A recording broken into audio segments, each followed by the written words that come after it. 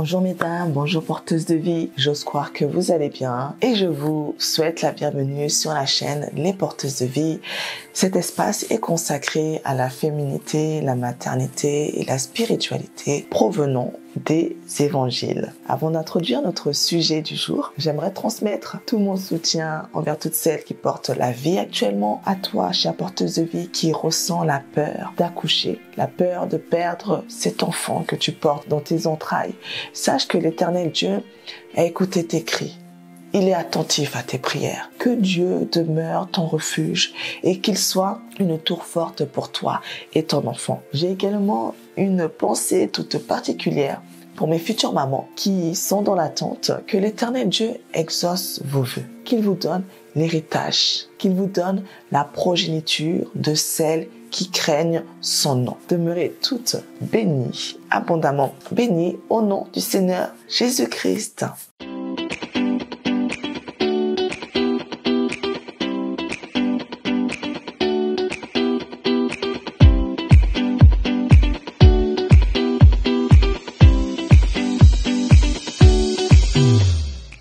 Alors, l'enfant a besoin de sentir qu'il est aimé pour ce qu'il est et non parce qu'il est parfait. D'ailleurs, personne n'est parfait, mais parce qu'il est vivant et parce que vous êtes ses parents. L'accepter pour ce qu'il est, sans jugement et sans le condamner, c'est une manière de toucher l'enfant dans son cœur. Et de vous laisser toucher dans le vôtre, chère porteuse de vie. Cependant, il n'est pas toujours aisé, pas toujours facile d'exprimer cet amour inconditionnel. Mais il est certainement une force importante dans notre vie de femme et de mère.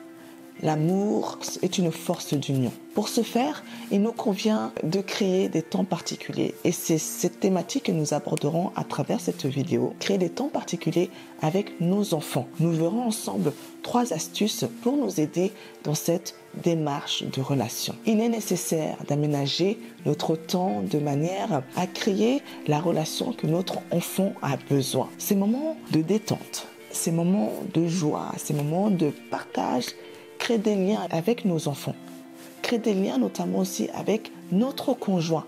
Ce sont des fondements solides de notre relation avec eux. Malheureusement, notre société actuelle est organisée de façon à nous tenir suffisamment occupés pour que nous soyons déconnectés de la meilleure pensée de notre rôle parental. On pense que le rôle parental est une charge pour nous freiner, pour nous bloquer. Dans notre société, le temps des parents est sous-estimé et souvent mal compris. Nous nous attendons à des relations chaleureuses et intimes au sein de notre foyer, mais nous nous retrouvons soudainement chargés, voire surchargés de plusieurs responsabilités qui nous séparent de nos enfants et qui nous séparent parfois de notre conjoint.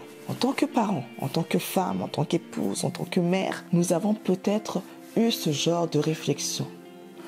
Je n'ai pas assez de temps. Je suis fatiguée. Je n'ai pas la patience. Oh, que je regrette ma vie d'avant, ma vie de célibataire, ma vie de jeune femme. Et j'en passe. Nous restons préoccupés dans nos propres problèmes sans réaliser que nous négligeons la qualité de notre relation familiale. Chère porteuse de vie, il est temps de rééquilibrer les choses. Il est important de rééquilibrer la quantité de temps par la qualité de la relation. Quand nous nous donnons du temps pour nous concentrer entièrement sur notre relation avec nos enfants, avec notre conjoint, nous satisfaisons nos besoins profonds d'amour au sein de notre famille. Nous nous sentons de plus fiers de nous en tant que parents. De plus, il faut le savoir que nos enfants se nourrissent de notre confiance en nos capacités de parents. Ça les sécurise et de l'attention que nous leur donnons. Oui, toutes ces capacités, en fait, les sécurisent, leur donnent de l'assurance. Retenons-le, nos investissements dans nos enfants sont fabuleux. Ça leur donnera un meilleur avenir au sein de notre société. Il n'existe aucun gâchis, pas de temps perdu et encore moins d'énergie envolée dans le vide lorsqu'il s'agit de la fonction parentale. Nous sommes d'une importance vitale pour nos enfants. Notre travail en tant que mère ou père, notre implication compte réellement. Les liens au sein de nos familles sont tellement précieux. Alors voici quelques idées pour nous aider à organiser ces moments privilégiés et harmonieux avec nos enfants. Premièrement, encourageons-nous à définir un moment dans la journée, une courte période pendant laquelle il n'y aura aucune interruption, c'est-à-dire pas de téléphone, pas d'écran, pas de visiteurs, pas d'autres charges à surveiller, rien d'autre à faire si ce n'est qu'être avec votre enfant. Si le temps vous presse, porteuse de vie, vous pouvez utiliser une minuterie. On en a tous dans nos téléphones, si vous voulez, pour montrer que vous allez garantir ce temps, garantir ce moment entre vous et votre enfant. Deuxièmement, porteuse de vie, faites ce que vous pouvez pour vous libérer des soucis de la fatigue. Je suis consciente que nous sommes chargés, que nous avons tellement de tâches à accomplir, mais il est important de se décharger. Alors déchargez-vous. Faites une pause. Déléguez quelques tâches ménagères par exemple. Ou même laissez la vaisselle dans l'évier pendant quelques temps afin de prendre le temps nécessaire, le temps qu'il faudra pour profiter de l'enfant merveilleux et remarquable que vous avez mis au monde. Permettez-moi de vous prodiguer un conseil qui émane de la Sainte Bible. Vous avez la possibilité de puiser votre force dans la ressource de Dieu. Ésaïe 40, verset 29 souligne ceci. Il donne la force à celle qui est fatiguée et il augmente la vigueur de celle qui tombe en défaillance. Troisièmement, montrez à votre enfant que vous aimez sa présence à vos côtés. Montrez votre affection, votre intérêt par votre façon de vous exprimer, par votre posture que vous allez prendre, par l'intonation de votre voix et par un contact physique. Bien entendu, qu'il soit aimant et respectueux envers votre enfant. Une chose est qu'il se peut que votre enfant semble ignorer vos efforts, mais ne vous arrêtez pas à cela, porteuse de vie. Donnez sans attendre le retour instantané. Le temps vous donnera raison. Votre enfant va absorber l'amour que vous lui donnez. L'amour surpasse tout et il apporte le changement, c'est une certitude. D'ailleurs, la Bible le dit dans Galates 6, verset 9. Nous ne nous lassons pas de faire le bien, car nous moissonnerons au temps convenable, si nous ne nous relâchons pas.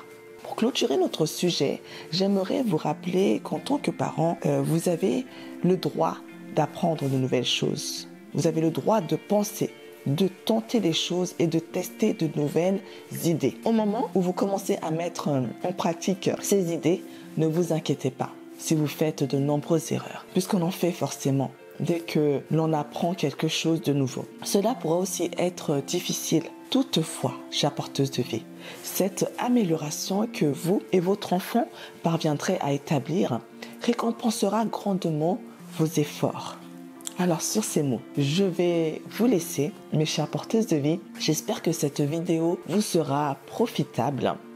Je vous invite à vous abonner sur cette chaîne. Abonnez-vous, likez, partagez. Pour plus de contenu, je vous dis donc à très vite pour une nouvelle thématique, une nouvelle vidéo. Et d'ailleurs, n'hésitez pas à faire un tour sur le site internet Les Porteuses de Vie. Vous y trouverez le carnet de grossesse ainsi que des fichiers ludiques et pratiques que j'ai mis en place pour vos enfants. Je vous souhaite de demeurer abondamment bénis. Prenez soin de vous et à très bientôt, chères porteuses de vie.